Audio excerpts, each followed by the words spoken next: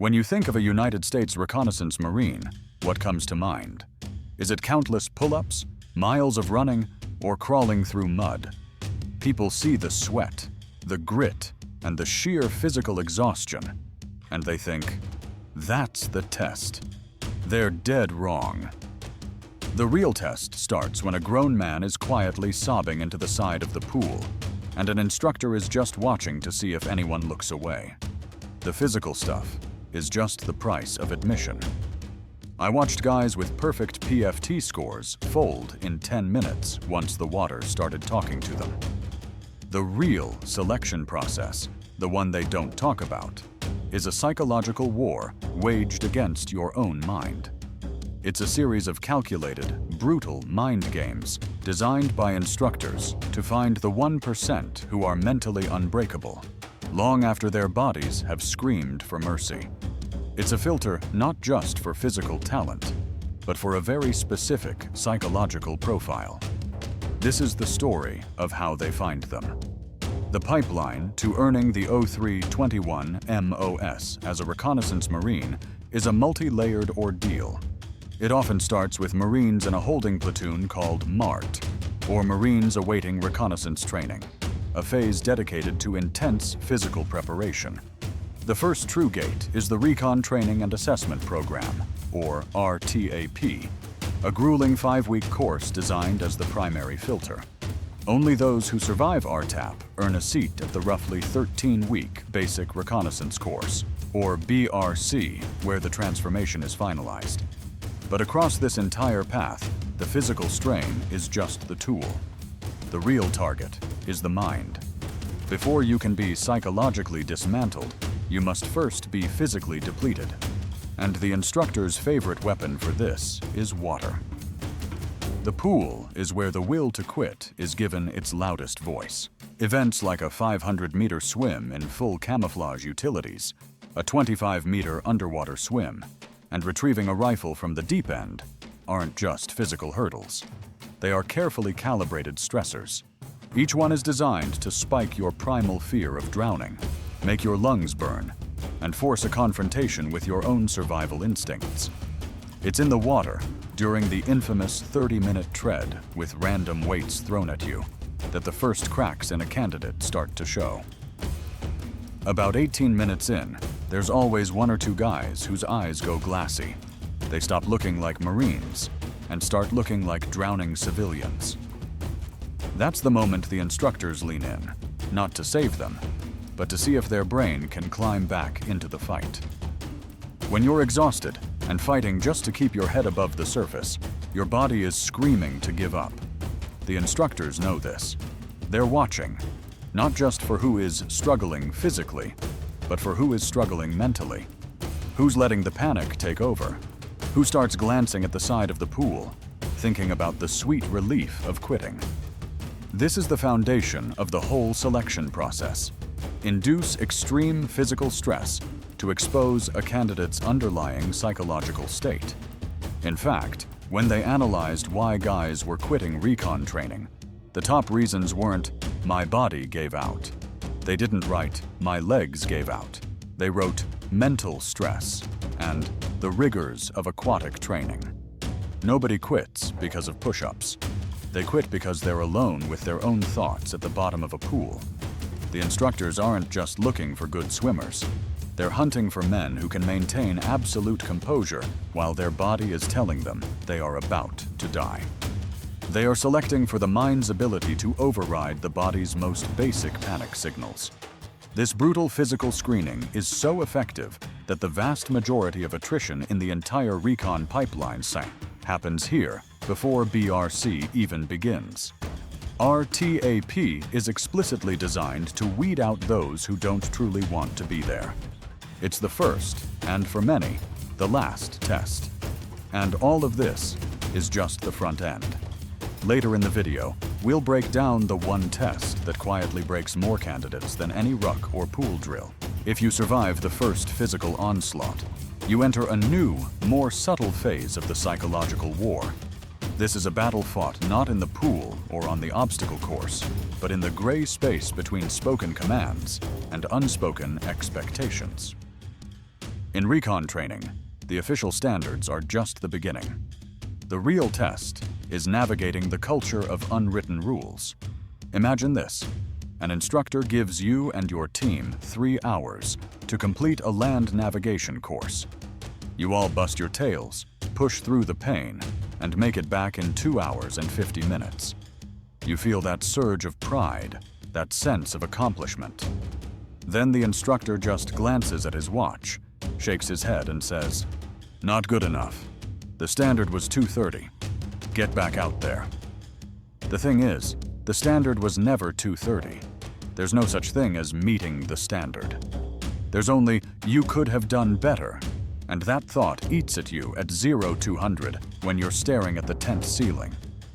This isn't some cheap motivational trick. It's a calculated assault on your sense of certainty. You can't just check the boxes and coast. You have to learn to perform to an invisible, ever-shifting standard of excellence. In the chaos of combat, there are no guaranteed timelines or perfectly defined parameters. The instructors are artificially recreating that chaos to see who adapts and who will mentally freeze or break when the rulebook gets thrown out the window. This is coupled with another psychological weapon: quiet attrition. Ask yourself this: would you rather fail publicly in front of your peers or silently disappear in the night? Recon will make that choice for you. There aren't usually dramatic moments where an instructor yells, "You're off the island." Instead, guys just disappear. A candidate you shared a tent with the night before is simply not there in the morning. Maybe his boots are still there, lined up a little too neatly where his cot was. Nobody talks about it, but everyone sees it. This slow, silent bleed-off is profoundly unnerving. It creates a constant, low-grade paranoia. Am I next? What did he do wrong? Or more terrifyingly, what did he do right that I'm not doing? And because nobody talks about it, every tiny mistake you make feels like the one that's going to erase you. One of the most powerful and misunderstood tactics in recon selection is engineered failure. Instructors will deliberately create scenarios where failure is not just possible, but almost guaranteed. They might give a team an impossible amount of gear to move in an unrealistic amount of time. They might create a mission planning exercise where the intel is intentionally flawed, ensuring the resulting plan is a bust. The test isn't whether you can succeed. The test is how you behave when you fail. When the plan falls apart, when you miss that time hack, when you're physically and mentally spent and still have to face the consequences of failure, what do? Do you blame your teammates? Do you make excuses? Do you shut down, consumed by frustration and self-pity? Or do you take ownership, learn from the mistake, and immediately refocus on the next task, carrying the weight of the failure without letting it break you? This is a direct assault on a candidate's identity. Most guys who make it to recon selection have been high achievers their entire lives. They're used to being the best, the strongest, the fastest.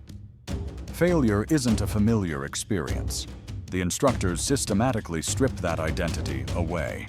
They force you to confront your own limitations again and again, until that winner title you've always worn is gone.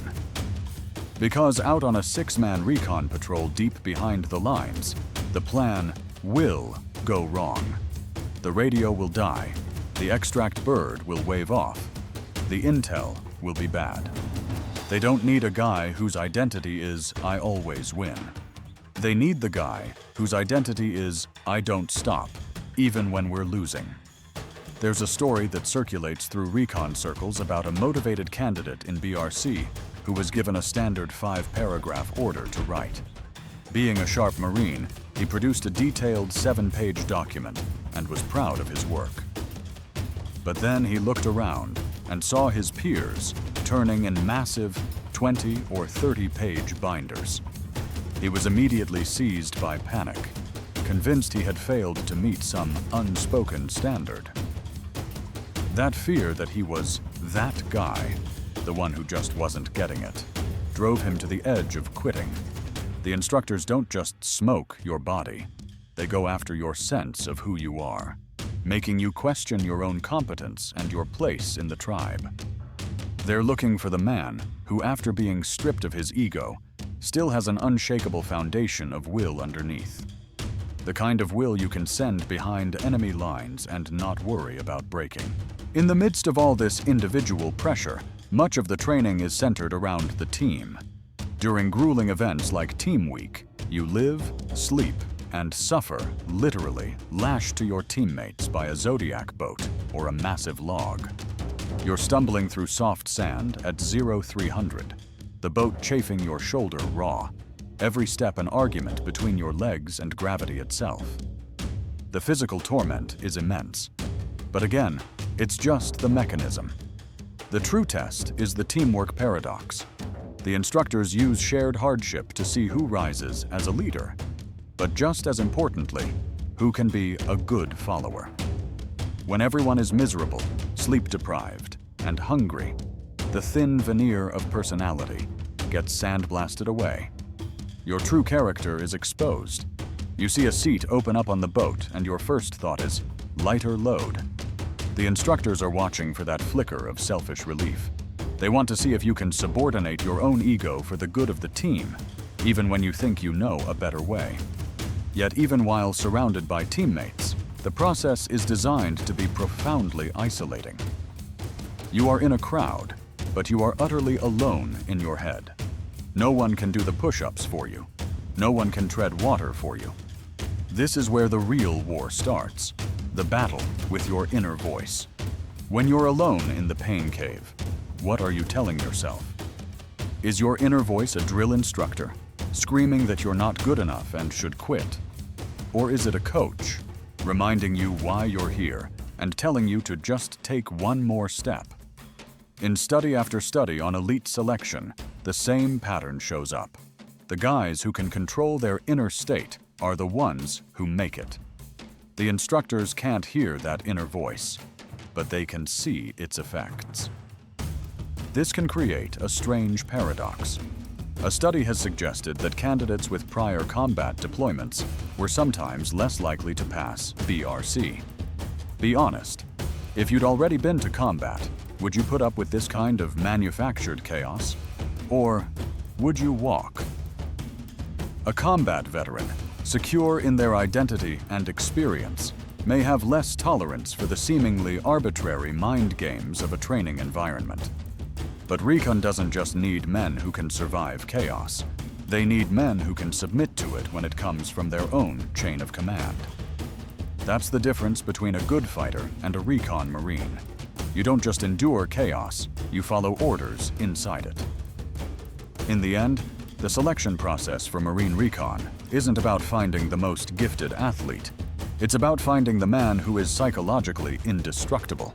It's the man who, when the rules change mid-game, simply adapts and drives on. It's the man who fails, owns it instantly, and is already preparing for the next evolution while everyone else is still complaining. It's the man who can function in a state of constant uncertainty and isolation, fueled by an internal fire that no amount of cold, hunger, or exhaustion can extinguish. It's the man who leads by example and supports his team even when he has nothing left. Every swim, every run, every ruck is just a scalpel cutting away the surface. What's left is who you really are, and that's what Recon is grading, not your runtime.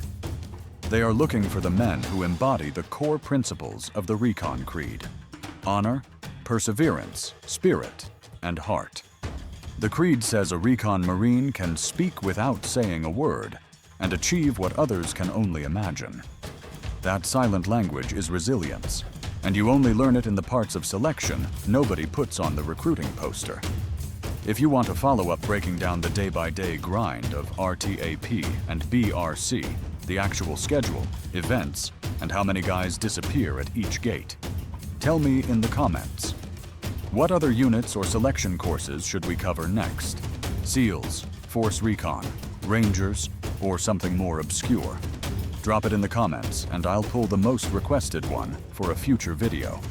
And for those of you on your own journey, remember the lesson: The obstacle is the way.